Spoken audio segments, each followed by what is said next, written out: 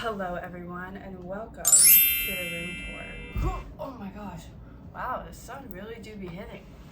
Anyways, if you're new here, I'm Jen Sierra, a 20-something living in New York City working as a financial analyst and a content creator, as you see, and this is my 1850 New York City bedroom. This isn't going to be an apartment tour, I'm sorry if that's what you want, but I have two other roommates and I don't know if they would feel comfortable with that, and I don't want them to feel like they should be, so I didn't even ask.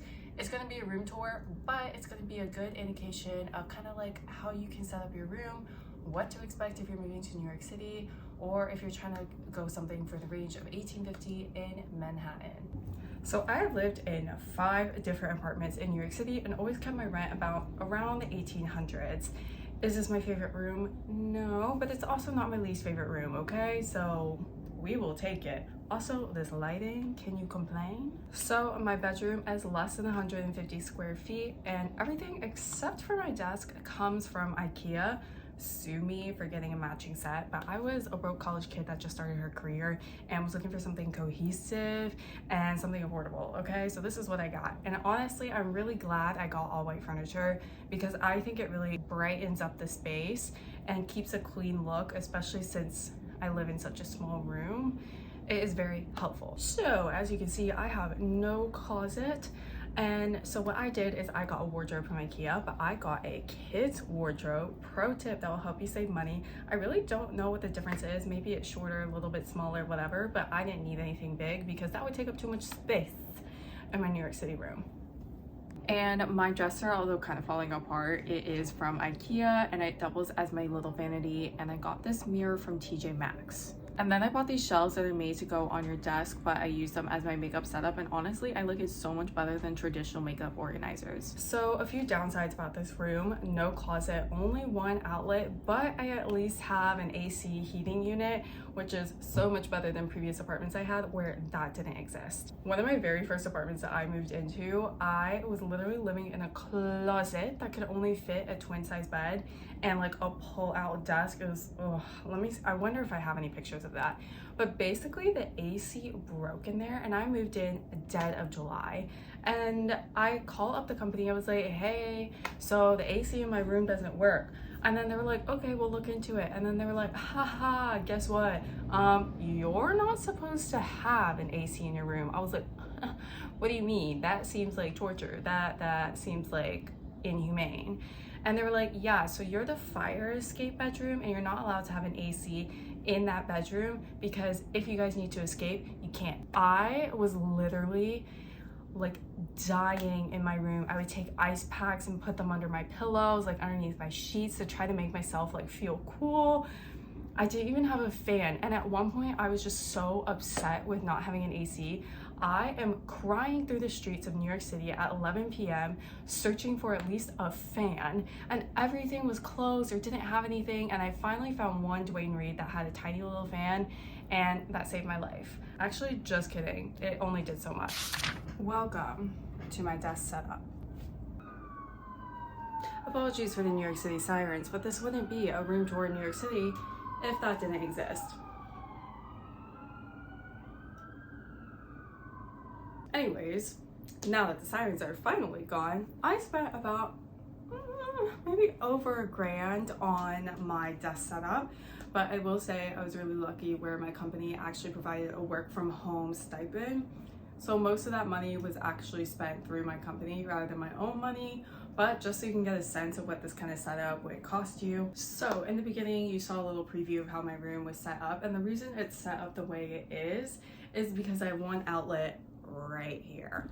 And so I needed all of my work stuff to be by that outlet.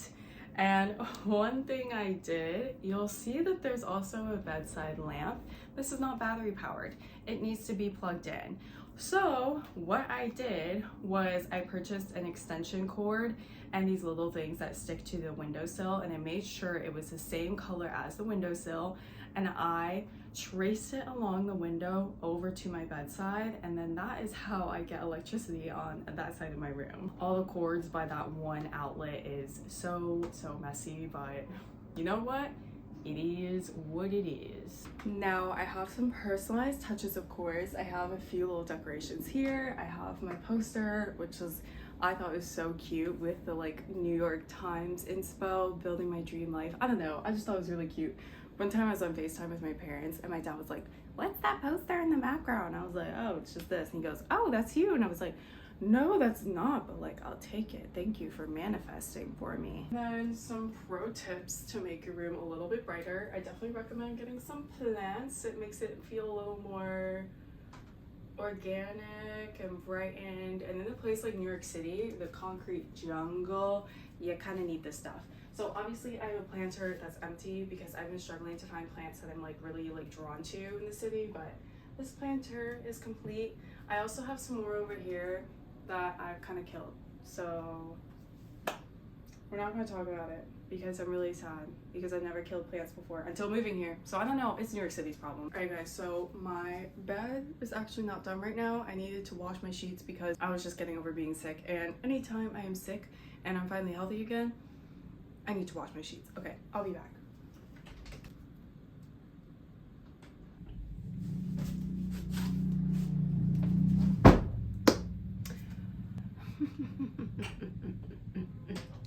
It's not dry.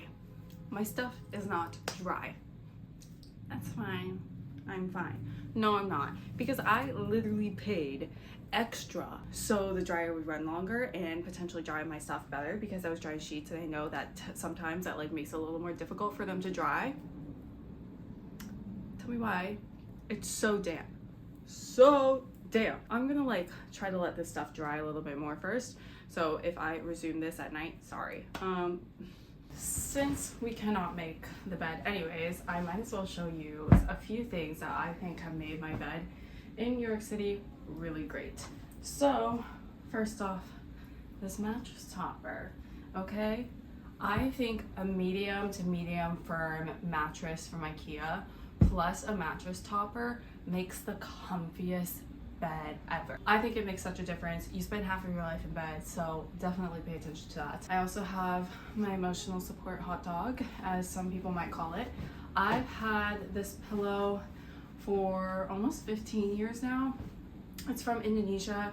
It's called a guling. I don't know what that translates to. And then I have this pillow from Target and a few other pillows back here from Target. And you know we don't support Target anymore because they don't support DEI, and I think that's important.